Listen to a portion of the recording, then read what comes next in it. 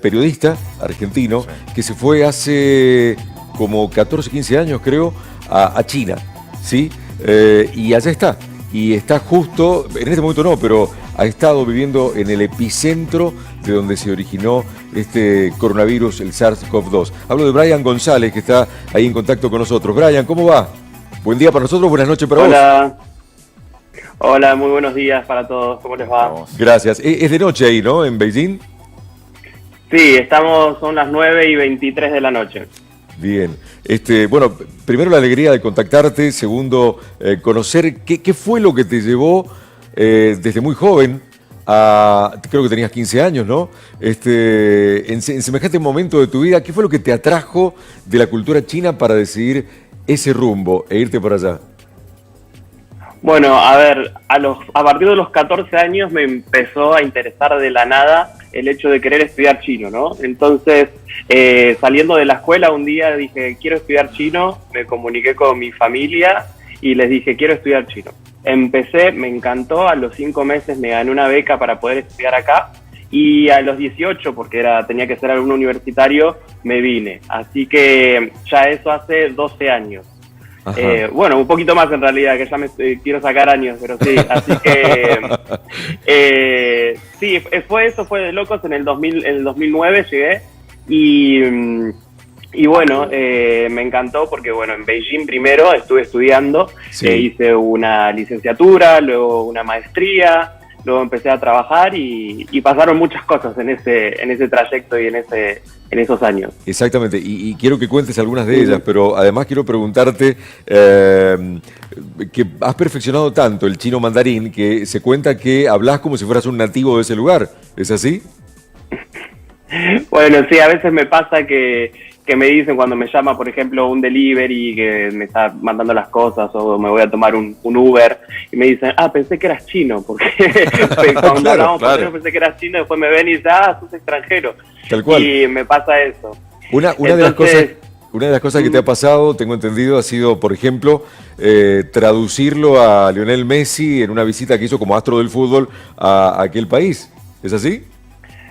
Claro, para promocionar en su momento la marca de la línea de ropa, en realidad, que estaba haciendo para una marca. Y sí, me tocó ser el intérprete en un evento, además de entrevistarlo y estar conduciéndole de evento y demás.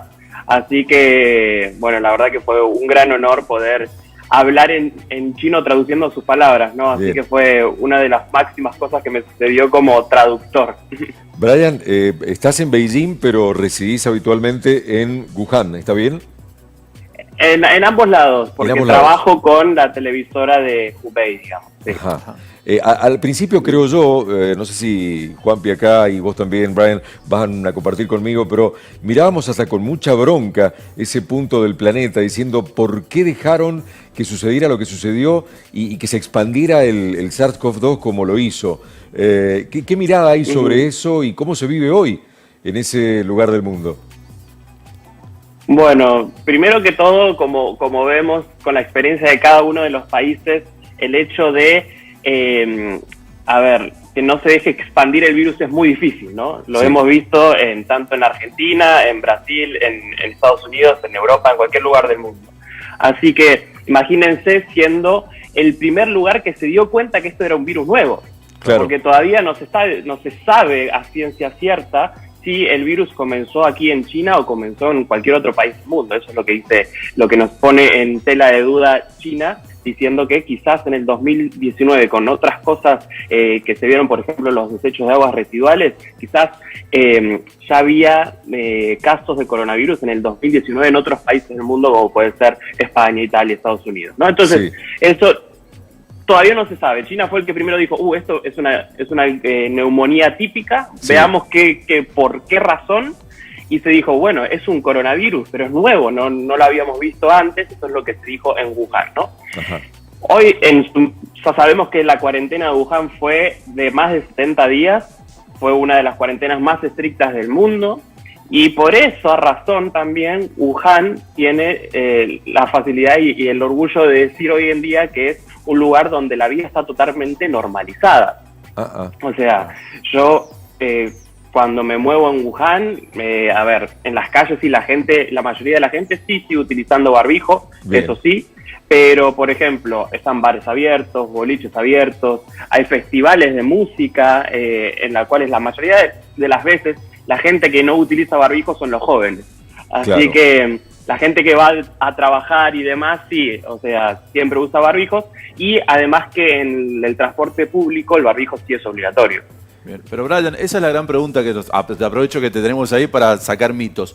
Se dice que desde antes, en China se usaba, antes del COVID, ya se usaba el barbijo, digamos, que ellos tienen la cultura del uso del barbijo y uno por ahí los ve en los aeropuertos y eso. ¿Es tan así o forma parte de esos mitos que por ahí llegan?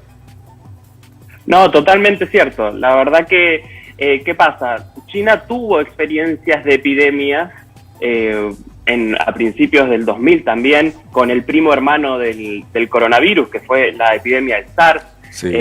También tuvo la gripe aviar muy fuerte. Exacto. Entonces, ya cuando hay un poco de desconfianza o hay un rebrote o hay mucha gripe, incluso normalmente, la gente utiliza barbijo. Y es una cosa totalmente normal y habitual ver barbijo. Yo antes de la pandemia, también cuando viajaba en avión, me ponía barbijo por una situación de decir, bueno, no me quiero... para una cuestión de seguridad, ¿no? Y entonces eso sigue estando y se sigue viendo porque obviamente la guerra contra el coronavirus todavía no ha terminado. Así Claro, que todavía claro. hoy en día se sigue viendo gente con barbijo. Brian, ya volvemos al presente, pero me voy un poquito para atrás, unos meses, Ujú. un año y algo, o más, y digo, se discutió tantísimo de si el coronavirus había partido de una ingeniería en el laboratorio o se había partido realmente de un contagio entre animales, se habló de la sopa de murciélago, se habló del pangolín. ¿Qué se dice ahí en el epicentro del coronavirus? Bueno, se dice lo que dice la OMS en la investigación que se dio a conocer de la OMS, que el coronavirus es de un origen zoonótico, ¿no? Que pasó de un animal, que puede ser un murciélago o puede ser un animal intermedio que pasó del murciélago a, por ejemplo, una serpiente o un gato, puede ser. Entonces, a partir de eso, luego saltó a humanos. Eso es el resultado de la investigación que se hizo junto China con la OMS, ¿no? Con la Organización Mundial de la Salud. Eso es lo que se cree aquí. Lo que se cree últimamente, gracias a lo que dijo Biden en los últimos días, fue que puso de vuelta a decir, bueno, hay que investigar el origen del coronavirus porque creemos que fue un error de un laboratorio chino que se le escapó. No que fue generado en un laboratorio de ingeniería científica china que dice, bueno, voy a generar un arma. No, eso no es así. Sino que dice, puede ser que haya por un tipo de no un buen control del virus, se haya escapado. Pero a su vez China dice, luego de que salió el informe de la OMS, se hizo un rastreo en más de 100 especies de animales de la zona y de toda China. Y no se encontró el coronavirus en los animales de China. Entonces, dice China, ¿por qué? Claro. Y si nos remontamos más al 2019, como les estaba diciendo, en las aguas residuales de noviembre del 2019, se puede ver rastros de coronavirus. Ajá. Y eso no es que lo estoy diciendo yo ni lo dice China, eso lo dijo España, que se encontró en Barcelona, se vio en Italia, se vio en Brasil y se vio en Estados Unidos. Entonces dicen, ¿por qué nos están echando la culpa a nosotros y lo están utilizando políticamente? Porque quizás eso es una utilización política. Si vamos a buscar el origen, no solo nos fijemos aquí en China, sino que fijémonos en todo el mundo, porque quizás el origen del coronavirus no fue en China, sino que fue en otro lado, y el primer brote grande y que tuvo registro y que se supo que era del SARS-CoV-2 fue en China. ¿Por qué? Porque China tiene una base de datos muy importante gracias de lo que pasó a principios del 2000 con el SARS. Claro, claro. Entonces, eso es lo que pone en tela de juicio China hoy en día. Bien. Brian, ¿cómo fue el proceso de vacunación allá? ¿Se vivió y se vive con la misma ansiedad que acá en estos pagos argentinos? Teniendo en cuenta todos los que son. Claro, teniendo en cuenta todos los habitantes que son, exacto. Claro. Exacto. 1.400 millones de habitantes. Para 2 dosis son 2.800 millones de dosis de vacunas. O sea, es una cosa impresionante, ¿no? Pero, a ver, China, lo que, como ya sabemos, en Argentina es Sinopharm, y también ahora ciertas provincias han comprado la vacuna de CanSino. Esas son 2 vacunas más Sinovac, que es la tercera, que fueron las primeras que se autorizaron como para utilizar de emergencia en junio del año pasado. Junio del 2020 estamos hablando. Sí. Luego, la campaña de vacunación, como se debe, empezó en China finales de diciembre, principios de enero, donde se autorizó la utilización de las vacunas en todo el país para empezar las campañas de vacunación. Ajá. Entonces, a partir de ese momento se empezaban a vacunar la mayoría de las personas de, por ejemplo, Beijing, que hubo un rebrote en ese momento a finales de diciembre, y en lugares donde había rebrote. Pero ¿qué sucedió a partir de marzo? Empezó la vacunación masiva y la aceleración de la vacunación. Entonces, ajá, por ejemplo, últimamente por día se están dando 15 millones de dosis. Sí. Por día. Por día, 15 millones. Casi lo mismo vacunado en el país. Por día, 15 millones. El mismo porcentaje, Brian, de vacunación que damos en el país, 15 millones de personas vacunadas aproximadamente.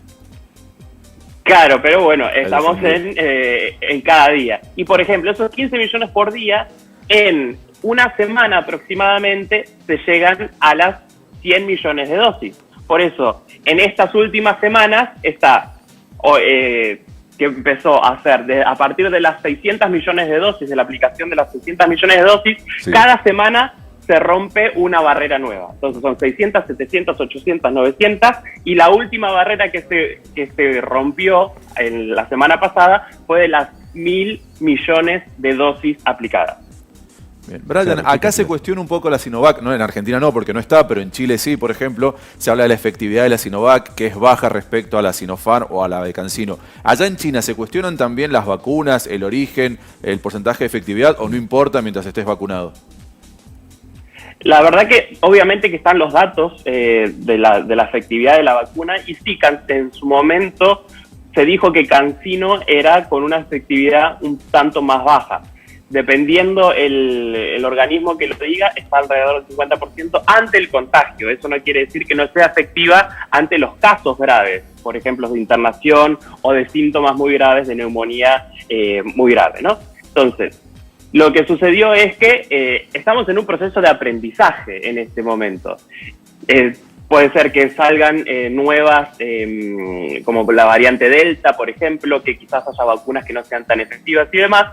Entonces, estamos en un proceso de aprendizaje, eso es lo que se dice, que por ejemplo, si una vacuna no es tan efectiva, quizás hay que darse una tercera dosis. Pero lo que dice China a su vez es, nosotros no tenemos contagios locales, no tenemos incidencia local, que por día no llegan ni siquiera a los 100 casos en un país de 1.400 millones de habitantes. Entonces, tenemos muy poca incidencia local, con muy pocos rebrotes. Entonces, el que puede hacerlo, que se dé cualquiera de las dos, Sinopharm o Sinovac. Llegado el momento, cuando se abra la frontera, cuando se abra más China al mundo, a los diferentes países, para que pueda llegar y haya más contacto e intercambio, bueno, quizás ya sabemos que tal vacuna no es tan efectiva y te puedes dar 3 dosis incluso. Claro. Entonces, por ejemplo, en mi caso yo me di la Sinopharm y sí, fueron 2 dosis, ¿no? Ajá. Pero, por ejemplo, está CanSino también, que es una sola dosis, que en China la estrategia que se hace, estuve hablando con unos colegas suyos de Córdoba también, sí, que la estrategia en China para CanSino es justamente en los lugares donde hay rebrotes. ¿Para qué? Para llegar a la inmunidad de rebaño en 14 días. Exacto. Entonces, se llevan muchísimas dosis, monodosis, porque son una sola, a estos lugares donde hay rebrotes, y en 14 días, obviamente con controles que la gente no puede ir a otros lugares, no puede salir de la ciudad, por ejemplo, se logra la inmunidad de rebaño, vacunando al 70% de la población. Claro, hablas de una velocidad, de un ritmo de vacunación que claro, nos asombra realmente. 100 casos comparando en un país de 1.600 millones, 100 casos diarios es nada, en porcentaje nada. Claro. Brian, sos un argentino que lleva su cultura a una cultura distinta, muy distinta, que es la cultura china. ¿Cómo se vive hoy transitando ya más tranquilamente la pandemia, pero siempre con el pie, me imagino, en el freno, ¿no? Pensando en el alerta que puede venir tras una nueva variante o una nueva pandemia, porque no, según dicen los infectólogos. ¿Cómo vive la cultura china este momento ahí?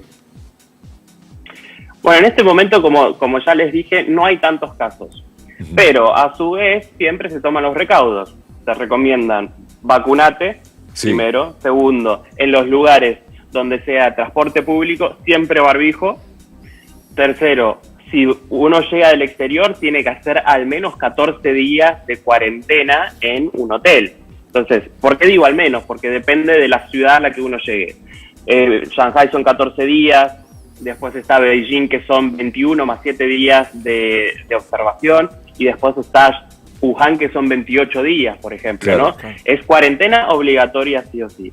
Entonces, lo que dijo el canciller chino, nosotros ya ganamos la primera batalla contra el coronavirus, que fue el año pasado con testeos masivos, ¿no? Exacto, o sea, hubo un solo caso en la ciudad, por ejemplo, Kashgar, y a toda la ciudad de 4,5 millones de habitantes se la testeó.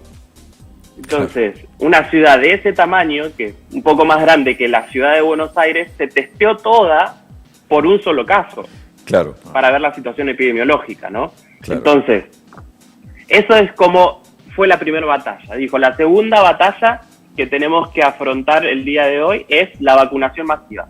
Tenemos que vacunar a toda la población para que esté resguardada, y nosotros nos tenemos que abrir al mundo, porque China es el país que más está de acuerdo con comerciar, con abrirse, con que venga gente, que vaya gente de China para un lado para el otro. Entonces, los negocios para China es lo más importante que hay en el día de hoy. Seguro. Entonces, para eso, para una recuperación económica y para un boom económico que luego de la pandemia, y como se retrasó todo el mundo, hay que vacunar.